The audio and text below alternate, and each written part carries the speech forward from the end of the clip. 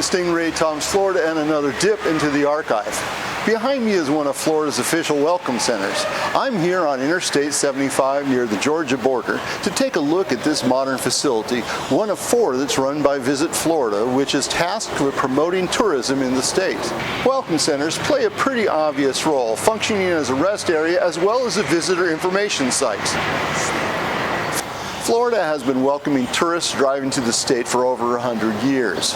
Adventurous travelers headed to Florida, at first driving primitive cars on dirt paths, but by the early 1920s, both the transportation and the roads had improved. Then, during the Great Depression, throughout the 1930s, tourism developed into something that was large enough to be called an industry.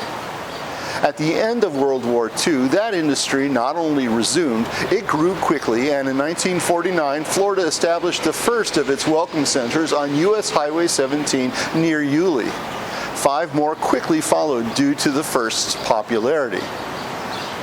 It's thought that those welcome centers were some of the earliest sponsored by any state, which isn't surprising, since Florida has typically led the nation in tourism development and innovation.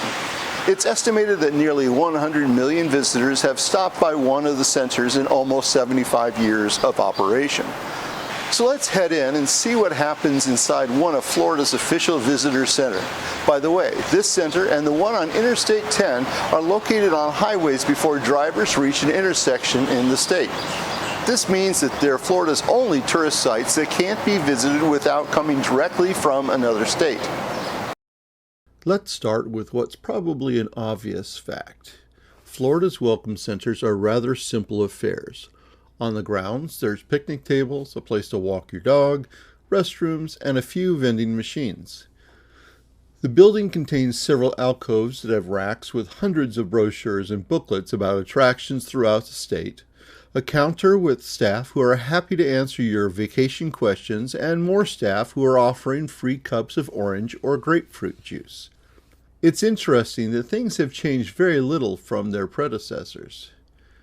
Today, in 2024, we're 75 years removed from the first welcome center, known as the official state welcome station, and yet it provided exactly the same services for visitors. There were places to sit, brochures to collect, and staff to help you learn more about Florida's attractions and lodging. I'm sure there were bathrooms as well, but I haven't been able to find out if there were 2 sets of them, as Florida was a segregated state. It's likely that black travelers felt that the center wasn't welcoming to them and didn't stop.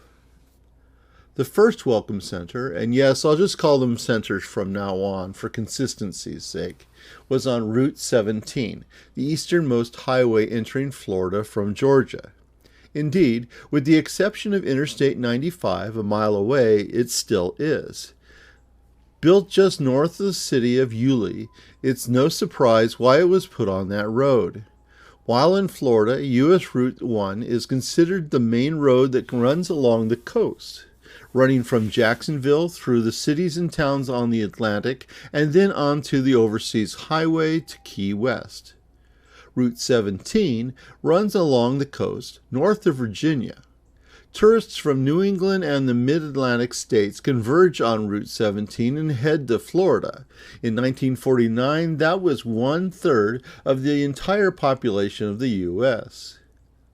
The official opening of the Welcome Center featured Governor Fuller Warren and his wife Barbara. 1949 was a big year for the governor. He took office and he got married. While he was only governor for 4 years, the marriage to Barbara was his 3rd and would lead to divorce, as did his 2 previous marriages.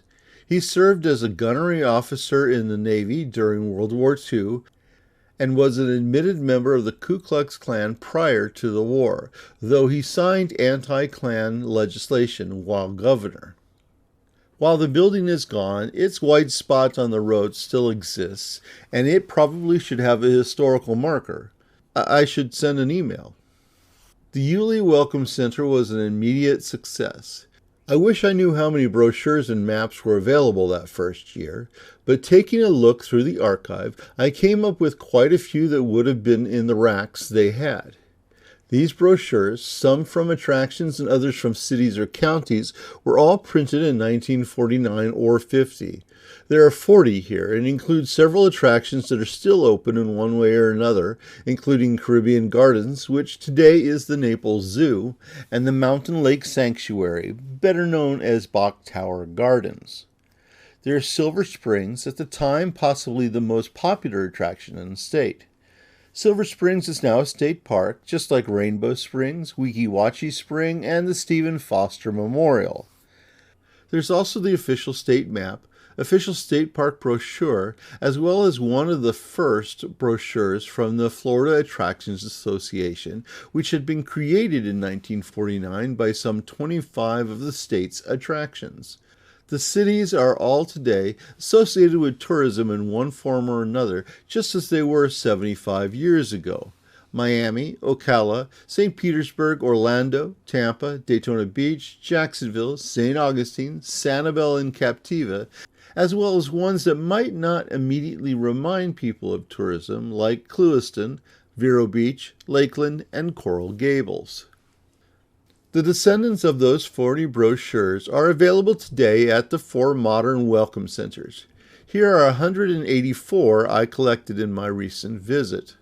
Along with Florida's unique theme parks, Walt Disney World, Universal Resort, Legoland, SeaWorld, and Busch Gardens, there are a few of the original attractions: McKee Gardens, St. Augustine Alligator Farm, and Silver Springs, as well as the latest official state map and a brochure from the Florida Attractions Association, now an organization with 119 current attraction members. There's also booklets about Florida's heritage trails, dedicated to sites that represent major aspects of the state's history, including World War II, Civil War, Black heritage, Spanish heritage, and Indian heritage.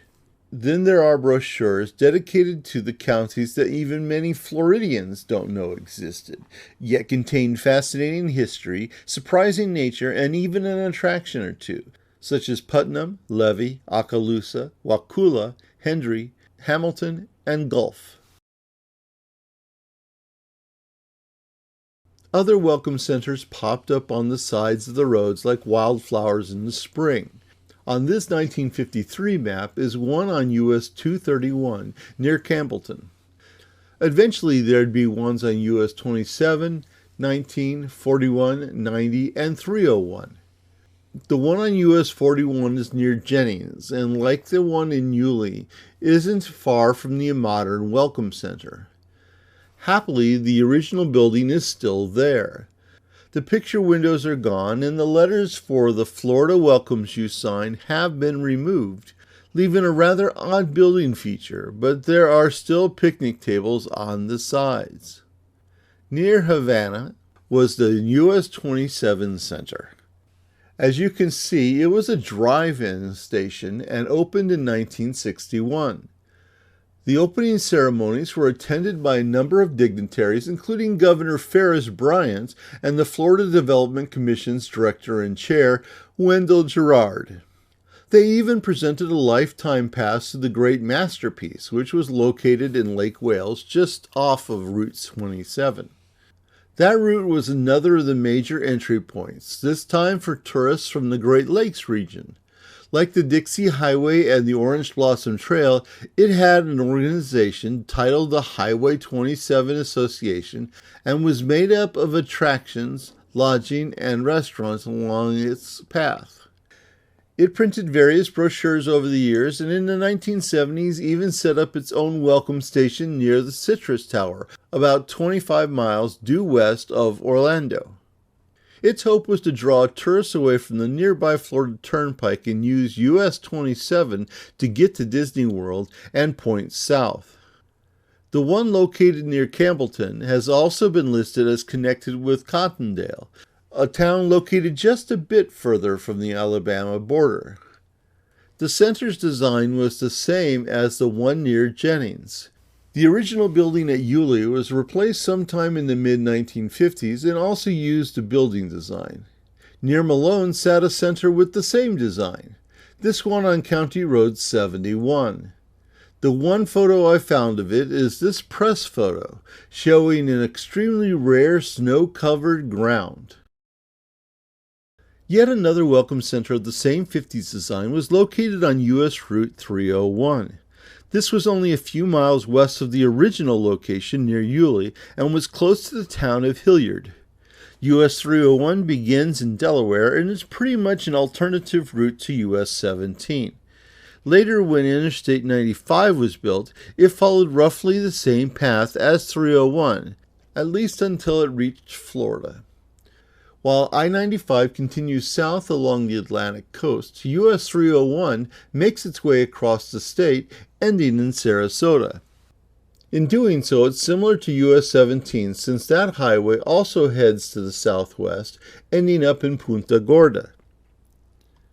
I have photos of the Hilliard Welcome Station's interior so as to get a better look at its layout. These photos come from Florida Tourism Organization in 1962. They show contestants of the Miss Universe pageant, which was held in Miami Beach in July. In the photos are some of the contestants. Miss Iceland, Miss Austria, and Miss Wales are the only ones I can identify. As you can see, they're checking out the brochures, sipping the free orange juice, and generally livening up the Welcome Center. The Miss Universe pageant has been held annually since 1952. Starting in 1960, it took place in Miami Beach for 12 straight years. It came back to Miami Beach 3 more times in 1984 and 85 and in 1997. With 15 years, the pageant has called Miami Beach home more than any other city. Plus, 2014 it was in Miami and 2020 in Hollywood, probably meaning that South Florida is the center of the universe, at least in one respect.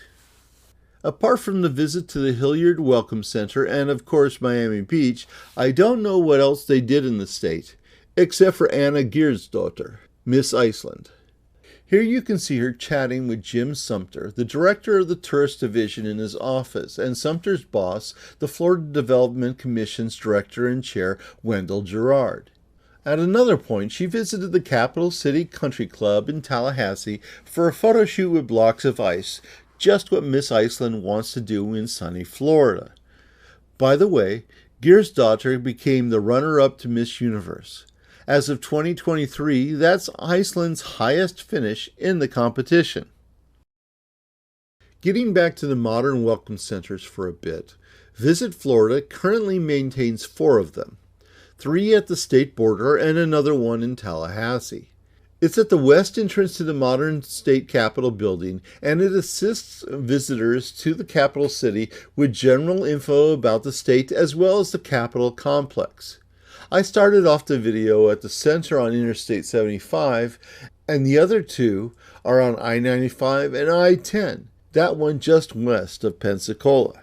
Because of its proximity to Florida's second oldest city, it has a Blue Angel jet fighter on display. Pensacola became the home of a Navy yard in 1825, and prior to America's involvement in World War I, the site was developed into what would become Naval Air Station Pensacola. In 1953, the Blue Angels, the Navy's acrobatic flight demonstration squadron, relocated to NAS Pensacola, and this was when they first began to fly the Grumman F-9 F-2 Panther. They would fly variations of the Panther until 1957, when they transitioned to the supersonic Grumman F-11 F-1 Tiger. For Visit Florida, these are the primary boots-on-the-ground places for the state's tourism marketing. Visit Florida operates as a nonprofit corporation and a public-private partnership, which means it has to match public funds. As Visit Florida states on its website, each year the Florida legislature appropriates public funding to be allocated for tourism marketing. Visit Florida is required to match those public funds dollar for dollar, which is done by actively recruiting the state's tourism industry to invest as partners through cooperative advertising campaigns, promotional programs, and many other marketing ventures. Visit Florida's public-private partnership works with tourism industry businesses across the state. Its vision is to establish Florida as the #1 travel destination in the world, something that it's been doing pretty well for 28 years of operation. Also, from the Visit Florida website, Florida's tourism industry was responsible for welcoming 135 million visitors in 2023. Domestic air visitation reached a record high of 45.9 million. In 2022, Florida visitors contributed $121.5 billion to Florida's economy and supported 2 million Florida jobs. According to the Office of Economic and Demographic Research, for every $1 the state invests in Visit Florida, $3.27 in state tax revenue is generated. Visit Florida has a huge impact on every aspect of tourism in the state, and my impression is that it really helps the smaller counties to promote their natural beauty and history. Still, even in the major tourism areas such as Orlando, Miami, and Tampa Bay, Visit Florida has a significant impact as they partner with local organizations such as Visit Orlando, Visit Tampa Bay, Visit Miami, Visit Pensacola, Visit Sarasota, Visit St. Augustine, and Visit Tallahassee. Notice a pattern there? Now there's one more current welcome center at the state's border. I mentioned that one of the early welcome centers was north of Campbellton on US 231. The location continued to have a welcome center, including a modern one like the ones on the interstates. It's still there, but it's no longer managed by Visit Florida. Due to budget cuts and its relatively small amount of visitors, Visit Florida chose to close it in 2019, but it soon reopened. After they learned of its closing, officials in a number of nearby counties decided to take over its operation. Known today as the Northwest Florida Welcome Center, it's now managed by local tourism centers in Okaloosa, Santa Rosa, and Escambia counties. And yes, it still offers free Florida citrus juice. So let's go back to the history, since there's one more welcome center to cover. Fernandina Beach sits on Amelia Island at the very northeast of the state. It's located on the Amelia River just before it enters the St. Mary's River, which forms the border with Georgia. The small city is the descendant of the original town of Fernandina. Fernandina was founded in 1811, which makes it one of the oldest cities in the state. Remember that the first welcome center was near Yulee, which happens to be only 12 miles or 19 kilometers from Fernandina Beach, and the one in Hilliard was only 30 miles or 48 kilometers away. Now you'd think that was enough for Nassau County, but in 1962, the Florida Development Commission and Fernandina Beach created a joint venture to build the area's third center. Initially called the Waterway Welcome Station, when it opened in 1963, it was the official Florida Marine Welcome Station and was placed in the center of Fernandina's Marina, right across the street from the rail depot. Both the groundbreaking and grand opening ceremonies were attended by Wendell Girard, director of the Florida Development Commission, Fernandina Beach Mayor Ben Sorensen, and Miss Florida 1962, Gloria Brody. Fernandina Beach was determined to be the best geographic location for the Welcome Center, though I don't know what the criteria was. Director Girard stated that the center would increase the number of people who came to Florida by boat. Calling it a welcome mat of sorts, he suggested that its very existence would swell the number of boating tourists. The $225,000 facility was built by Fernandina Beach and was, in turn, staffed and managed by the Development Commission, who rented it for $1 a year with a 30-year lease. By the way, that $225,000 is equal to $2.5 million in 2024. At its grand opening, Girard was joined by Miss USA, Maisel Wilson of Hawaii, the aforementioned Miss Florida, and Miss Seminole, whose name I haven't been able to learn. The photo also shows Key West Mayor C.B. Harvey and Joseph Danarusa, representing Trenton, New Jersey. Both of them were at the grand opening, since Trenton is considered the northern start of the Intracoastal Waterway, and Key West was the southern terminus.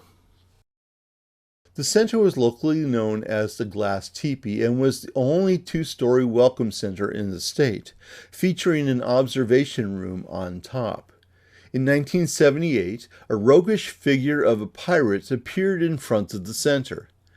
Eventually named Captain Pegleg for obvious reasons, the figure was created by artist Wayne Irvin, and its base contained a time capsule to be opened in 2078. Fernandina's Marine Welcome Center operated between 1963 and 1986.